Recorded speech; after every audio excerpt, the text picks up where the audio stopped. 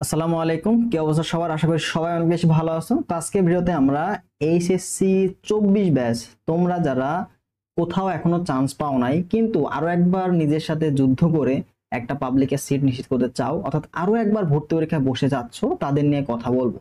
দেখো, এই যে সময়টা তুমি যে সেকেন্ড টাইম আর দিবা, এই যে সেকেন্ড টাইম দিতে তোমাদের কিন্তু অ্যাডমিশন শুরু হইতে এখনো 6 থেকে 7 মাস সময় আছে। এবং তুমি যদি বাকি যে পরীক্ষাগুলো, লাস্ট যে ভর্তি পরীক্ষা গুচ্ছ পর্যন্ত তুমি যদি ওয়েট করতে যাও, সেক্ষেত্রে দেখা যায় তোমার প্রায় 8 থেকে 9 মাস চলে যাবে, অর্থাৎ একটা বছর, প্রায় 1 বছর তোমার কিন্তু এখানে লস চলে যাবে। এটা তুমি মাথায় রাখো, অর্থাৎ তোমার কিন্তু একটা বছর এখানে লস। তো তুমি যদি এখানে সেকেন্ড টাইম দিতে দিতে চাও, বা তোমার যদি পারিবারিক অবস্থা ভালো থাকে, সেক্ষেত্রে তুমি প্রাইভেট ইউনিভার্সিটিতে ভর্তি হইতে পারো। অথবা তোমার যে সামনে এখনো ন্যাশনাল পরীক্ষা আছে, তো ন্যাশনাল দিয়ে ন্যাশনাল একটা ভর্তি হয়ে থাকো। ভর্তি হয়ে তুমি সেকেন্ড টাইমের জন্য প্রিপারেশন নাও বা সেকেন্ড টাইমে দেওয়ার চেষ্টা করো। তো দেখো, সেকেন্ড টাইম তুমি যদি যাও, এখানে কিন্তু তোমাদের অনেকগুলো পরীক্ষা তুমি দিতে পারছো। দেখো, জাহাঙ্গীরনগর পরীক্ষা দিতে পারছো, এখানে সেকেন্ড টাইম আমাদের অনেক একটা হিউজ একটা কিন্তু অনেক চান্স পায়। এই বছর যদি আমরা দেখি 24-25 সেশনে তোমার জাহাঙ্গীরনগর, রাজশাহী বিশ্ববিদ্যালয়, চট্টগ্রাম, এছাড়া মেডিকেল, পাশাপাশি অন্যান্য যে ভার্সিটি গুলো আছে গুচ্ছ, বিশেষ করে কৃষি গুচ্ছ, সবখানে সেকেন্ড টাইম আমাদের কিন্তু বাজিমাত ছিল। অর্থাৎ 24-25 সেশনে সেকেন্ড টাইম আমরা কিন্তু অনেক বেশি চান্স পাইছে। ঠিক আছে? তো তুমি যারা 24 ব্যাচ আছো, তোমরা কিন্তু অনেক সময় কি সেকেন্ড টাইম আমাদের বিরোধিতা করছো, তাই না? কিন্তু এই যে নিজেরা যখন সেকেন্ড টাইমার হচ্ছ, তখন কিন্তু ব্যথাটা বুঝতে পারছো যে আসলে এই মুহূর্তে কি হয়। তোমরা এখন কিন্তু অনেকে দাবি তুলবা যে ঢাবিতেও আমরা সেকেন্ড টাইম চাই, কিন্তু যখন বাকিরা দাবি তুলছিল তখন কিন্তু তোমরা বিরোধিতা করছিল। তো এই জিনিসটা কিন্তু প্রত্যেক বছর ঘুরে ঘুরে আসবে। তুমি অ্যাডমিশন পিরিয়ডে যতই ভালো স্টুডেন্ট হও না কেন, তুমি যে চান্স পাবা এটার কোনো নিশ্চয়তা নাই। কোনো একটা ভুলের কারণে তোমার হয়তো চান্স মিস যেতে পারে, বা কোনো একটা প্রিপারেশন গ্যাপের কারণে পরীক্ষার হলে তুমি নার্ভাসনেস কাজ করছে, তোমার কিন্তু মিস চলে যেতে পারে। তো এরকম ভাবে কিন্তু তোমার চান্স মিস যায়। তো তুমি প্রথমবার যে পরীক্ষাগুলো দিছো, যে এক্সপিরিয়েন্সটা তুমি গ্যাদার করছো, এটা কিন্তু অনেক বেশি ইম্পর্টেন্ট। তুমি চান্স পাও বা না পাও, তুমি যেখান থেকে একটা এক্সপিরিয়েন্স পাই, একটা অভিজ্ঞতা তোমার হলো, তুমি যখন দ্বিতীয়বার পরীক্ষা দিতে যাবা, তোমার ওই অভিজ্ঞতাগুলো কাজে লাগালে তুমি কিন্তু এখানে ভালো কিছু করতে পারবা। তো সেকেন্ড টাইম এসে শুধুমাত্র চান্স পাওয়ার চিন্তা ভাবনা করলে হবে না, তোমার এখানে চেষ্টা করতে হবে টপে থাকবো। ঠিক আছে? আমার সেকেন্ড টাইম এসে টপ করতে হবে, এরকম মেন্টালিটি তোমার থাকতে হবে। যদি তুমি টপ করা মেন্টালিটি রাখো, তো তোমার একটা ভালো পজিশনের সাবজেক্ট হবে। আর তুমি যদি এখনই ভাবো যে আমার একটা চান্স হইলেই হয়েছে, তো যখন তুমি মানে একটা ডিম চাচ্ছ, তখন কি তুমি ভালো কিছু পাবা? তোমাকে টার্গেট করতে হবে গরু, মানে বড় কিছু চান, তো তুমি দেখবে যে এরকম বড় একটা আচ্ছা, ছোট কিছু হলে কি একটা মুরগির ডিম হলে তুমি পাবা। ঠিক আছে? তো তোমার টার্গেট রাখতে হবে বড় কিছু। তো সবসময় চেষ্টা করবা কি টপ করবো, এরকম মেন্টালিটি যেন তোমার থাকে। এবং সেকেন্ড টাইম এসে তুমি অনেক বাধার সম্মুখীন হবা, বিশেষ করে মানসিক যে পরিস্থিতি, এটা তোমার অনেকে বিপর্যয় হয়ে যাবে। পারিবারিক অনেক ঝামেলা তোমার কি পোহাতে হবে, বাড়ি থেকে অনেক কথা শুনতে হবে, বন্ধু বান্ধবের বিভিন্ন দেখবে যে ভার্সিটিতে ঘুরতেছে, তো তারা পোস্ট দিবে, তখন তোমার কিন্তু অনেক কষ্ট লাগবে। তো এই জিনিসগুলো তোমার কিন্তু নিজের সাথে অনেক ফাইট করতে হবে, নিজের মনের বিরুদ্ধে তোমার এখানে ফাইট করতে হবে। ঠিক আছে? তো এখানে যে যুদ্ধ, সেকেন্ড টাইমের যে যুদ্ধ, এটা আসলে তোমার সাথে তোমার যুদ্ধ। তুমি এই যে প্রতিকূল পরিবেশে তুমি টিকে থাকতে পারছো কিনা, নিজেকে মানায় চলতে পারছো কিনা, এটাই কিন্তু তোমাকে সেকেন্ড টাইমে তুমি এসে সফল হবা নাকি হচ্ছে হেরে যাবা, এটা তোমাকে নির্ধারণ করে দিবে।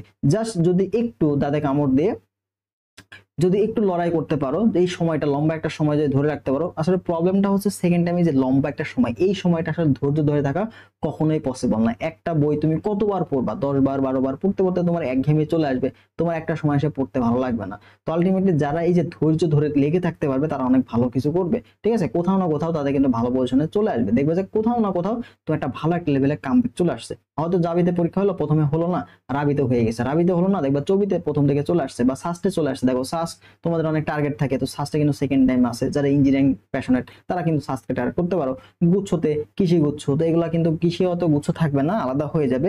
তো এইভাবে কিন্তু তোমার অনেকগুলো সুযোগ এখনো কাজে লাগছে। তো তুমি চেষ্টা করবা তোমার যে ভুলগুলোর কারণে প্রথমবার চান্স হয় না, প্রথম কথা হচ্ছে তোমার যে ভুলগুলা, সেই ভুলগুলো তোমাকে আইডেন্টিফাই করতে হবে। এই ভুলের উপর তোমার প্রথম কাজ করতে হবে। ঠিক আছে? তুমি ফাইন্ড আউট করো যে তোমার কোথায় আসলে গ্যাপ ছিল, কোন প্রবলেমটার কারণে তোমার প্রথমবার এতগুলো তুমি পরীক্ষা দিলো, একটাতেও তোমার চান্স হলো না, এটা তোমাকে আগে ফাইন্ড আউট করতে হবে। যখনই নিজের ভুলটা বুঝতে পারবা, নিজের যে কোন জায়গায় যে গ্যাপটা, এটা বুঝতে পারবা, ওইটা নিয়ে কাজ করবা, তাহলে তুমি একটা ভালো একটা আউটপুট পাবা। ঠিক আছে? তো এখানে তোমাদের যে বইগুলা সিলেক্ট করতে হবে, বইয়ের কথা যদি বলি, সেই ক্ষেত্রে মাথায় রাখবা, তো সেকেন্ড টাইম এসে তোমরা কি পড়বা। ঠিক আছে? পড়বাটা কি, অনেকে চিন্তা ভাবনা করছো ভাই কি পড়বো, এটা নিয়ে তোমরা অনেক প্যারা খাচ্ছ, ঠিক আছে। তো সেকেন্ড টাইমারদের জন্য কিন্তু আমাদের এক্সাম ব্যাচ শুরু হবে আগামী 20 তারিখ থেকে। তো এখানে কিন্তু তোমাদের রাবি জাবি চবি গুচ্ছ সবগুলাই কভার হয়ে যাবে এবং এখানে আনলিমিটেড এক্সামের ব্যবস্থা তোমাদের থাকবে, অর্থাৎ লাস্ট যে পরীক্ষা এই পরীক্ষা পর্যন্ত তোমাদের কিন্তু এক্সাম গুলো নেওয়া হবে এবং এখানে কিন্তু এক্সাম থাকবে। পাশাপাশি তোমাদের যে ভার্সিটি ক প্রশ্ন ব্যাংকটা এই কোর্সটা কিন্তু তোমাদের ফ্রি অ্যাক্সেস দেওয়া হবে, অর্থাৎ মাত্র 350 টাকা। এখন 200 জনের জন্য মাত্র 350 টাকা তুমি কি পাচ্ছ, আনলিমিটেড এক্সাম পাচ্ছ। এটা কেন রাখা হচ্ছে এই ফিটা? দেখো তোমাদের এই মুহূর্তে কিন্তু সেকেন্ড টাইমারদের এসে বাড়ি থেকে টাকা চাওয়াটা কিন্তু অনেক অনেক বেশি টাফ। তুমি এখন বাড়ি থেকে 100 টাকা চাইতেও তোমার কিন্তু অনেকবার ভাবতে হচ্ছে। তো এই দিকে বিবেচনা করে তোমাদের কিন্তু এই যে 1000 3000 2000 টাকা দিয়ে কোর্স করাটা কিন্তু অনেকের গায়ে বেঁধে যাচ্ছে, ঠিক আছে। তো সেকেন্ড টাইম এসে তোমরা কিন্তু জানো যে তোমার কোথা থেকে পড়া দরকার, কোন জিনিসগুলো পড়া দরকার। তো তুমি যদি বাসায় বসে একটু কনসিস্টেন্টলি পড়াশোনা করতে পারো, হ্যাঁ, আর নিয়মিত যদি এক্সাম গুলো দিতে পারো, একটা রুটিনের মধ্যে থাকলা, একটা গাইডলাইনের মধ্যে থাকলা, তাহলে তোমার জন্য কিন্তু এনাফ। তোমার আহামরি কিন্তু কোনো কোর্স করার প্রয়োজন হয় না, ঠিক আছে। এটা কিন্তু মাথায় রাখো, জাস্ট তুমি একটা রুটিনের মধ্যে থাকলা, একটা এক্সাম বেসে ভর্তি হও, একটা এক্সাম গুলো দাও, রুটিন অনুযায়ী পড়াশোনা শুরু করো, তাহলে ইনশাল্লাহ এতটুকুই তোমার জন্য এনাফ হয়ে যাবে। এবং বই কালেক্ট করো, অনলাইন থেকে দূরে থেকে বই কালেক্ট করে নিজে বাসায় পড়াশোনা করো, ঠিক আছে। ক্লাস তো তুমি ফার্স্ট টাইমে অনেক করছো, ঠিক আছে, তুমি জানো যে ক্লাস করে তোমার কতটুকু উপকার হচ্ছে কি হচ্ছে না।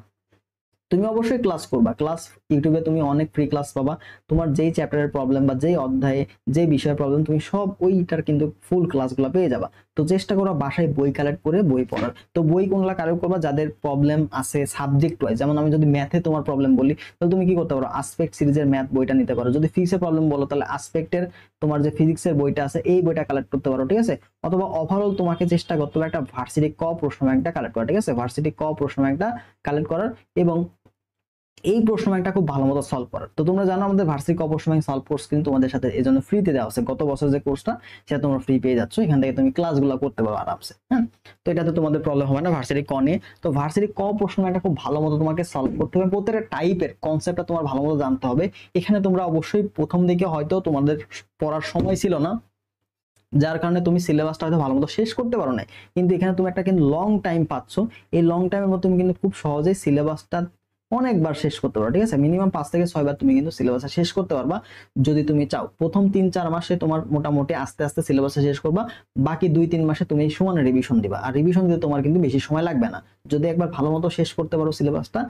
ওই যে বললাম যে কেন তুমি এভাবে পড়বা, তোমার টার্গেট থাকতে হবে ফার্স্ট হবো, যে কোনো একটা পরীক্ষায় তুমি ফার্স্ট হবো, হয় জাবিতে ফার্স্ট হবা না রাবিতে ফার্স্ট হবে, এরকম ফার্স্ট হওয়ার টার্গেট রাখতে হবে। তুমি যখনই ফার্স্ট হওয়ার টার্গেট রাখবা, যখনই মনে করবো আমি প্রথম সারিতে আমার চান্সটা নিশ্চিত করবো, তখন তোমার মধ্যে কিন্তু পড়ার একটা মনোবল চলে আসবে, ঠিক আছে, পড়ার একটা স্পৃহা চলে আসবে। তো এরকম মেন্টালি তোমার থাকতে হবে, ঠিক আছে, যেন আমি পরীক্ষা শুধু চান্স না, আমি যেন ফার্স্ট র্যাঙ্কের মধ্যে থাকি, এরকম চিন্তা ভাবনা তোমার থাকতে হবে, টপ 100 মধ্যে তোমাকে থাকতে হবে।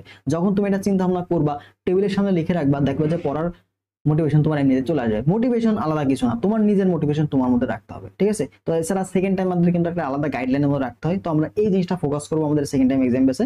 তোমাদের নিয়মিত গাইডলাইন প্রত্যেক সপ্তাহে আমরা সাপ্তাহিক গাইডলাইন সেশন রাখবো এবং সেকেন্ড টাইমার যারা আমাদের ব্যাচ থেকে যারা সফল হয়েছে, যারা ভালো যাতে চান্স পাইছে, তাদের কিন্তু মেন্টর হিসেবে রাখা হচ্ছে তোমাদের সেকেন্ড টাইম বেসে। তো তারা তোমাদের কি করবে, গাইডলাইন দিবে, ঠিক আছে। তো তারা কিভাবে তাদের সেকেন্ড টাইমে বাধা বিপত্তি কাজে লাগছে, এমন স্টুডেন্ট আছে কোথাও চান্স হয় না, লাস্ট যে উচ্চ পরীক্ষা সেখানে তাদের চান্স পেয়ে গেছে। তো এরকম ভাবে কিন্তু যে কোনো পরীক্ষায় দেখবে যে তোমার কোনোভাবে কোনোভাবে ভাগ্য পরিবর্তন হয়ে গেছে, তুমি সফল হয়ে গেছো। তো এর জন্য তোমাকে ধৈর্য ধরতে হবে, ধৈর্য ধরতে হবে, সৃষ্টিকর্তার উপর ভরসা রাখতে হবে, নিজের প্রতি বিশ্বাস রাখতে হবে এবং পরিশ্রম করে যেতে হবে। যদি পরিশ্রম করতে পারো ইনশাল্লাহ সফল তুমি হবা, ঠিক আছে, কোনো না কোনোদিন সফল তুমি হবা। তো অবশ্যই ধৈর্য ধরো এবং ভালো করে পড়াশোনা করো, ঠিক আছে। তো সেকেন্ড টাইমার যদি ভালো করে পড়তে চাও, মূল বইটা ভালো করে দেখবা, মূল বই থেকে কনসেপ্ট গুলো ভালো মতো আলোচনা করবা, ফিজিক্সের যে থিওরি গুলো সেগুলো ভালো করে দেখবা, বায়োলজির থিওরি গুলো দেখবা, দাগানো লাইন গুলো পড়বা, কেমিস্ট্রি ক্ষেত্রে বইকে অবশ্যই গুরুত্ব দিতে হবে। অনুশীলনী প্রশ্নগুলো, ভার্সিটি ক প্রশ্ন ব্যাংক সলভ গুলো, যতগুলো প্রশ্ন ব্যাংক তোমার কাছে আছে এই বছর সেগুলো কালেক্ট করবা। এবং এই বছর তো তুমি পরীক্ষা দিছো, তো এই বছর প্রশ্নগুলো কালেক্ট করলে তোমার কিন্তু আর বই কিনা লাগতেছে না, সেম বই থাকে, জাস্ট প্রশ্নগুলো চেঞ্জ হয়, তো নতুন প্রশ্ন ব্যাংক প্রশ্নগুলো অ্যাড হয়। গত বছর যা বই আছে সেগুলাই তোমার হয়ে যাবে, তুমি জাস্ট এই বছর যে তুমি পরীক্ষা দিছো এই প্রশ্নগুলো তুমি কালেক্ট করো এবং এই প্রশ্নের সলভ গুলো তুমি কালেক্ট করো, ব্যাস এনাফ, আর কিছু লাগবে, ঠিক আছে। আর নতুন কোনো বই কিনতে হবে না, যেগুলো কিনছো ওগুলাই ভালো করে পড়ো, 100% ক্লিয়ার করো, ইনশাল্লাহ এখান থেকে ভালো হবে। আর ওই যে ম্যাথ ফিজিক্সে যদি প্রবলেম থাকে সেক্ষেত্রে আসপেক্টের ম্যাথ অথবা আসপেক্টের ফিজিক্স এই বইটা ভালো করে দেখতে পারো, এখান থেকে তুমি টাইপ ওয়াইজ প্রশ্নগুলো পাবা। এছাড়া উদ্ভাসের যে ভার্সিটি ক প্রশ্ন ব্যাংক এটা কালেক্ট করতে পারো, এখানে তোমাদের টাইপ ওয়াইজ প্রশ্নগুলো দেওয়া আছে, টাইপ ওয়াইজ কনসেপ্ট আলোচনা করা আছে, অর্থাৎ প্রত্যেকটা বিষয়ের টাইপ ওয়াইজ পড়ার চেষ্টা করবা, ঠিক আছে। একটা টাইপ থেকে বিগত বছর কেমন টাইপের প্রশ্ন আসছে এরকম। তো আমরা কিন্তু পরীক্ষার আগে তোমাদের টপিক অ্যানালাইসিস সাজেশনগুলো দিয়ে দিব, সেখানে টাইপ ওয়াইজ কিন্তু সবগুলো ভাগ ভাগ করে দেওয়া থাকবে, ঠিক আছে। তো এই বছর আমরা আরো কিছু চমক আনতে যাচ্ছি, যেখানে তোমাদের টাইপ ওয়াইজ প্রশ্ন ব্যাংকের ব্যবস্থা থাকা, আমরা চেষ্টা করব আমাদের নিজের থেকে একটা টপিক অ্যানালিসিস বা সাজেশন টাইপের কিছু আনার, ঠিক আছে, যেখানে টাইপ ওয়াইজ সাজেশন দেওয়া থাকবে, টাইপ ওয়াইজ ইম্পর্টেন্ট প্রশ্নগুলো দেওয়া থাকবে। এবং আমাদের যে এক্সাম ব্যাচে সেখানে কিন্তু আমরা মোস্ট ইম্পর্টেন্ট যে প্রশ্নগুলো সেগুলো দিয়ে রাখবো।